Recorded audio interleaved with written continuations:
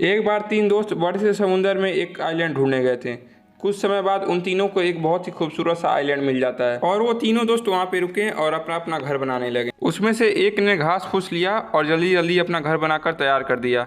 उसके बाद वहाँ के खूबसूरत नज़ारे को एंजॉय करने लगा और वहीं दूसरे दोस्त ने पास में पड़ी लकड़ी उठाई और जल्दी जल्दी अपना घर बना लिया और वहीं दूसरे दोस्त के साथ एंजॉय करने लगा। लेकिन तीसरे दोस्त ने बिल्कुल भी जल्दबाजी नहीं की और धीरे धीरे आराम से अपना मजबूती के साथ अपना घर बनाने लगा। उसकी इतनी मेहनत देख बाकी के दोस्त हंसने लगे और उससे बोलने लगे, तुम इतनी मेहनत कर रहे हो, यहाँ के नज़ारे को कभी एंजॉय नहीं कर पाओगे। लेकिन तीसरे दोस्त ने यह सोच लिया था वो सिर्फ और सिर्फ एक मजबूत और अच्छा घर बनाएगा, उसके बाद एंजॉय करेगा। इसलिए वह दिन रात करके एक मजबूत घर बना लिया, उसके बाद एंजॉय करने लगा। एक दिन अचानक से आइलैंड पे तूफान आ गया और तूफान इतना तेज था कि पहले जिन दो दोस्तों ने अपना घर बनाया था वो गिर गया, लेकिन जिस दोस्त ने अपना मजबूती से घर बनाया था वो बिल्कुल अपने घर में सेफ था।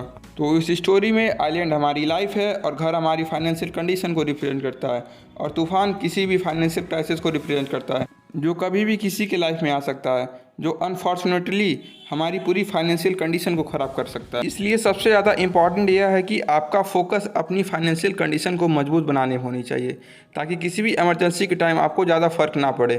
अगर आप अपनी डिज़ायर को कंट्रोल करके अपनी फाइनेंशियल कंडीशन को मजबूत बना लेते हैं तो बाद में बिना किसी टेंशन के एक अच्छी लाइफ जी सकते हैं।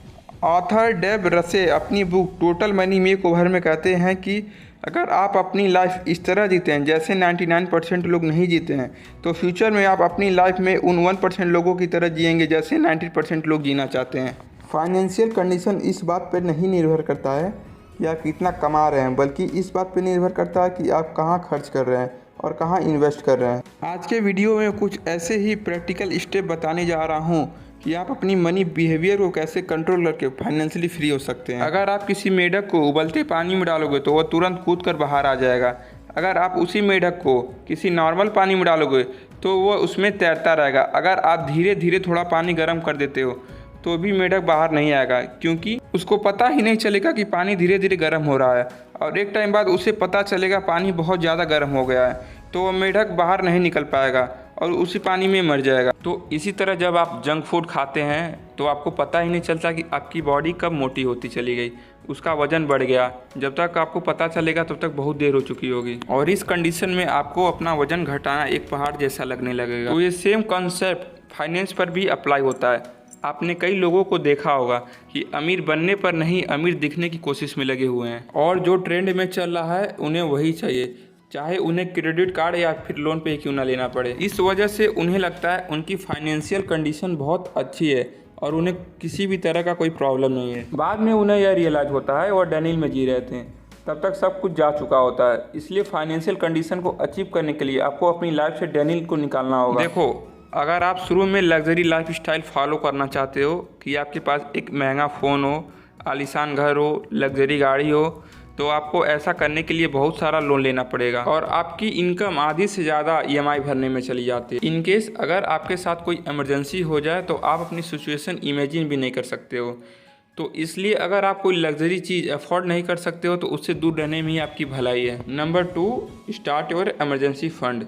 जैसा कि मैंने आपको अभी बताया है कि इमरजेंसी कहीं भी कभी से आ सकती है, इसलिए ज़रूरी है कि इसके लिए आप पहले से खुद को प्रिपेयर करके रखो। ऑथर इमरजेंसी को बारिश वाला दिन कहते हैं और इमरजेंसी फंड को अम्ब्रेला कहते हैं। ऑथर कहते हैं आपको इमरजेंसी के लिए कम से कम 70 से 90 हज़ार तो रखना ही चाहिए।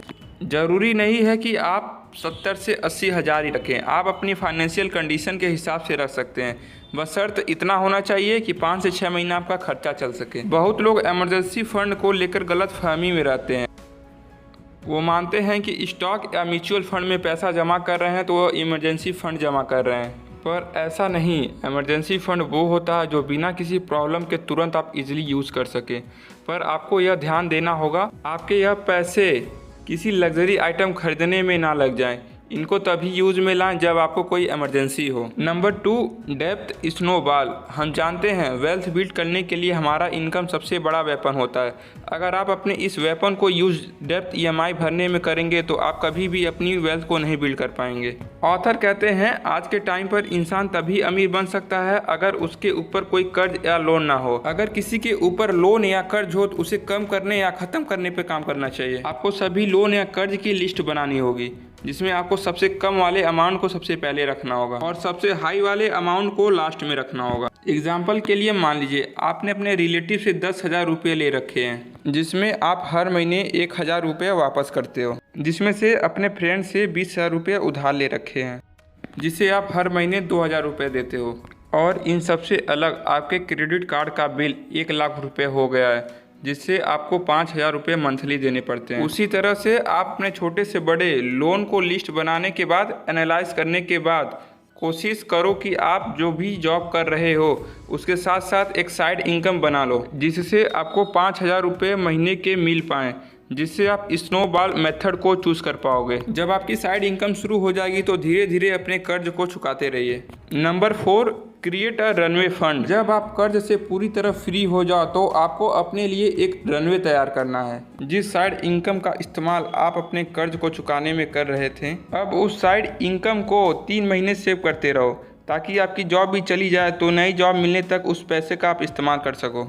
ऐसा करने के लिए सबसे पहले आपको अपने खर्चों की लिस्ट बनानी होगी, जिसमें आपको हाउस रेंट, फूड, आपको अपने सभी खर्चे उसमें ऐड करने होंगे। मान लीजिए आपकी इनकम 20,000 रुपये है और महीने के 15,000 रुपये खर्च कर रहे हैं, तो रनवे क्रिएट करने के लिए आपकी एक्चुअल इनकम यानी कि 20,000 × 3 यानी कि आपको 60,000 रुपये सेव करने होंगे। और जब आप अपने 3 महीने की इमरजेंसी फंड तैयार कर लें, उसके बाद आपको अपने 9 महीने का इमरजेंसी फंड तैयार करना होगा, जिससे आपके पास 1 साल का इमरजेंसी फंड होगा और इमरजेंसी के समय आपके काम आएगा। और डेब्ट फ्री हो जाने के बाद और साइड इनकम शुरू हो जाने के बाद आपको अब कोई EMI कर्ज वगैरह नहीं चुकाना होगा। दूसरा, आपके पास साइड इनकम आती रहेगी, तो ऐसे में आपको खर्चे नहीं बढ़ाना है, बल्कि जो एक्स्ट्रा पैसे आपके पास बच जाएं उन्हें आप इन्वेस्ट कर सकते हैं या फिर कोई रेंटल प्रॉपर्टी खरीद सकते हैं, जिसका किराया आपको हर महीने आते रहे।